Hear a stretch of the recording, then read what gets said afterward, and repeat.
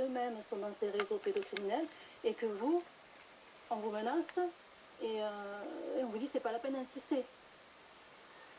Coupée de ses enfants, Sandrine anime un groupe Facebook dédié à la lutte contre la pédocriminalité, ce qui lui permet alors de rencontrer Stan Mayo en 2012. Stan avait vu que j'exprimais mon cas sur Facebook et par le biais d'autres personnes, il a su où j'habitais. Donc il a débarqué sans que je sois prévenue par qui que ce soit, je sais pas qui, il lui a dit, voilà, et il a débarqué chez moi. Sandrine, bonsoir.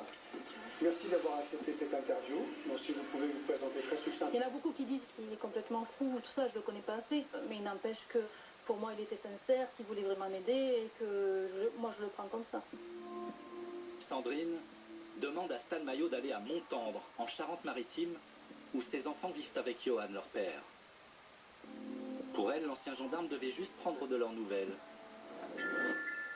Mais sur place, Stan Mayo guette la petite famille, à la piscine, à la base de loisirs ou dans leur maison. Ils notent leurs allées et venues sur des carnets. Et quelques jours plus tard, coup de théâtre.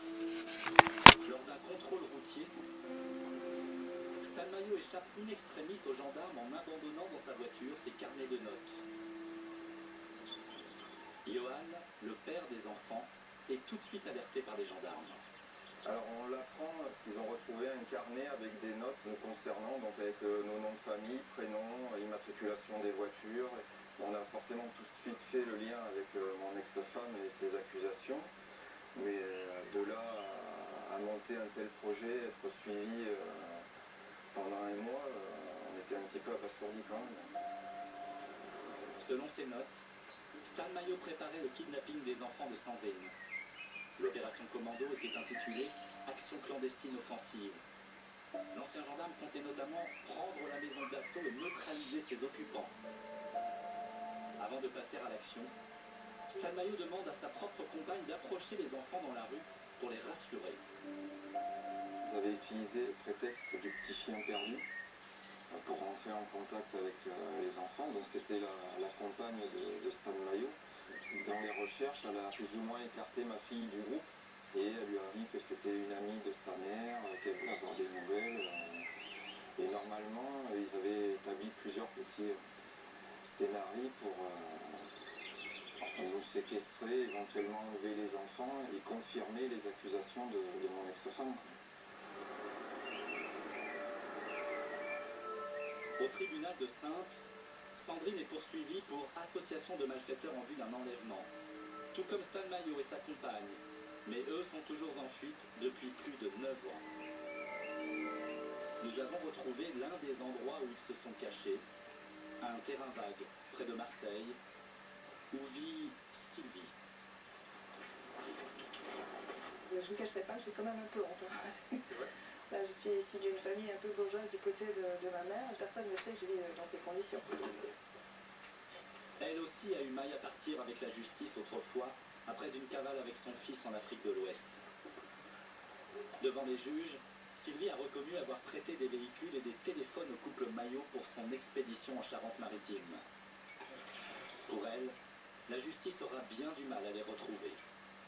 Ils sont capables de s'adapter, ils ont vécu dans plusieurs pays, on peut dire qu'ils sont presque polyglottes, ils ont une facilité d'adaptation incroyable. Et donc je sais qu'il y a tout un réseau qui s'occupe d'eux. C'est parce que lui, il est en cavale, je sais pas comment il fait d'ailleurs pour... Il a des soutiens. Ah oui. Ouais.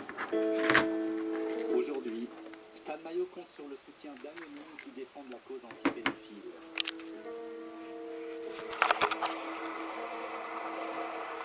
À Carqueiranne, Alain Chauvet, le père de Camille, aimerait pourtant retrouver Stan Mayo. Il est aussi en colère contre les juges qui n'ont même pas enquêté sur son rôle dans la disparition de sa fille. On ne veut pas le trouver. On ne veut pas le trouver, on va se faire croire à l'époque où on va sur la Lune, à l'époque où on dit tout par prétexte, on n'est pas capable. Non, ça je n'y crois pas. Je ne suis pas dupe. C'est ça, ce sont des mensonges.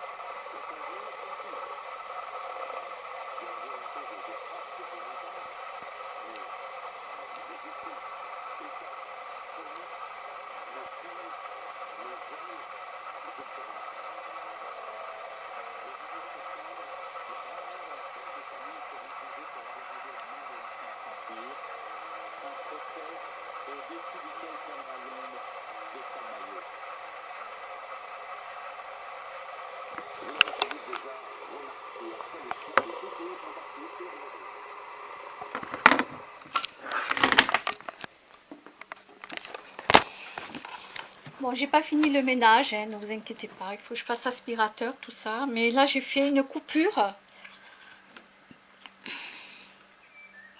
J'ai fait une coupure, pourquoi? Parce que...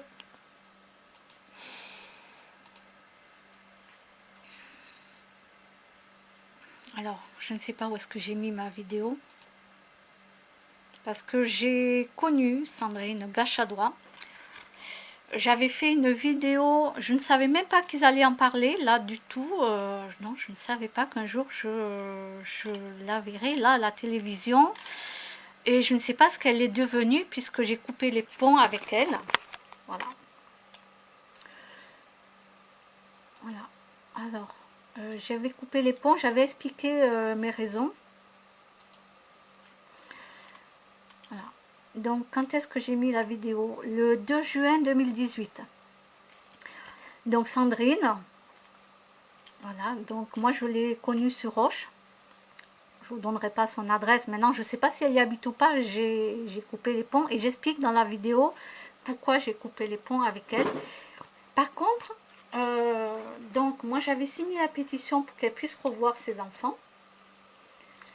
Et par contre, je tiens à dire, alors je ne sais pas maintenant où elle est, ce qu'elle fait, je ne sais pas. Bon, par contre, à la télévision, bon, j'ai vu qu'elle a pris du poids. Ouais, moi, quand je l'ai connue, elle était plus mince. Elle n'était pas maigre, elle n'était pas menue, mais là, j'ai vu qu'elle à la télévision, là, j'ai vu qu'elle a pris du poids. Voilà, elle a pris du poids.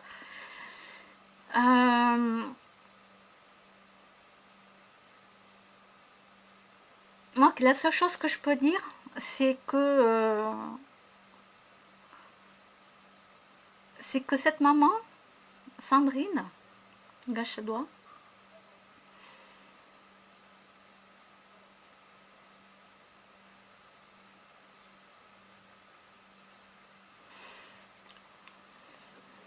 quand même avait dit plusieurs fois, elle est prête à tout pour sauver ses enfants. Mais elle est prête à tout, même si elle doit passer toute sa vie en prison. Elle est prête à tout pour sauver ses enfants. Voilà, elle a fait, je crois, 2 ans de prison, si je me rappelle. Bien oui, parce qu'elle s'est sauvée avec ses enfants. Voilà, elle m'avait expliqué les faits, tout ça. Et bon, moi, je ne sais pas ce qui est dans l'affaire, maintenant, je n'en sais rien, mais une maman comme ça qui veut sauver à tout prix ses enfants et qu'elle sait au fond d'elle et que les enfants lui ont même dit qu'elle a vu des choses, mais pas entièrement, mais elle a vu. Je peux pas vous dire des choses, je peux pas, ça c'est à elle d'en parler, moi je peux pas.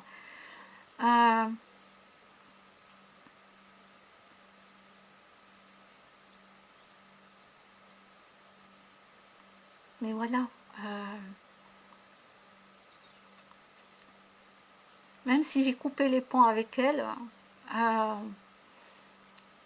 jamais je lui planterai un couteau dans le dos. Vous voyez ce que je veux dire?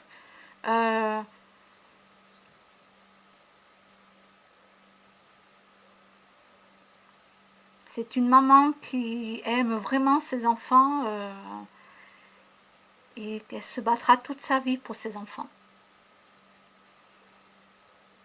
Voilà, la seule chose qu'elle attend, c'est qu'elle espère que ses enfants, quand ils seront majeurs, quand ils seront plus grands, s'ils se rappellent de ce qu'ils ont vécu étant plus petits, plus jeunes, s'ils arrivent à s'en rappeler, elle espère qu'ils voudront la contacter. C'est ça, la seule chose qu'elle espère, c'est revoir ses enfants. C'est tout ce qu'elle demande, quoi. Voilà, parce que c'est une maman qui aime ses enfants.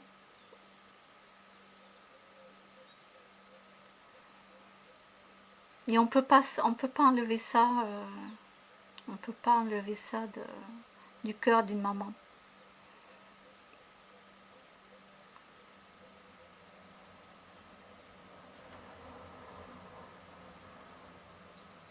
Alors, après, est-ce que les enfants grandissant vont se souvenir des choses parce que les enfants, quand ils sont petits, vous savez, on peut très bien les manipuler, les formater au cerveau. Exemple, le Père Noël.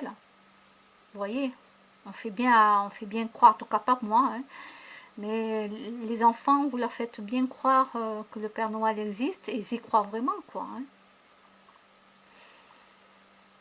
Donc les enfants sont manipulables et peuvent être formatés.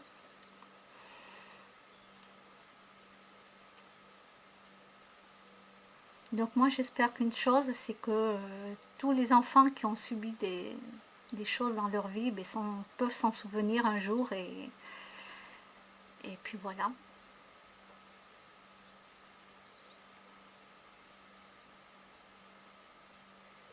Je ne pensais pas que j'allais voir aujourd'hui Sandrine passer à la télévision. Ah non, mais ça alors là c'est incroyable. Mais voilà, moi je ne la contacte pas, je ne vais pas voir ce qu'elle fait, je ne sais pas où elle est. Et je ne cherche pas, si je la croise dans la rue, bien sûr, je lui dirai bonjour. Si un jour je la croisais, j'en sais rien. Mais je ne veux pas rentrer là-dedans parce que moi-même, j'ai trop de problèmes dans ma vie. Énergétiquement, je ne peux pas tenir le cap. Elle, ce qui l'a fait tenir, cette maman, ce qui l'a fait tenir, ce sont ses enfants. Voilà. Sans ses enfants, il n'y a que ses enfants qui la font tenir. Parce qu'elle veut les revoir. Elle les aime.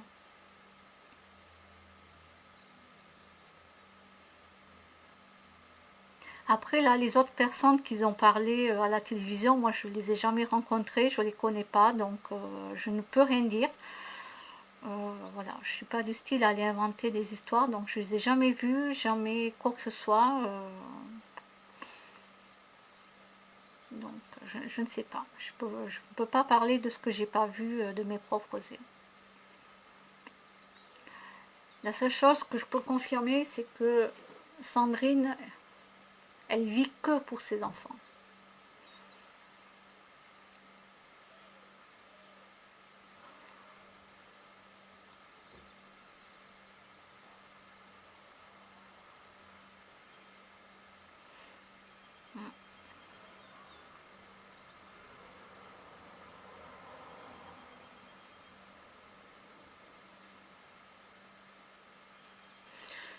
Bon, ben voilà.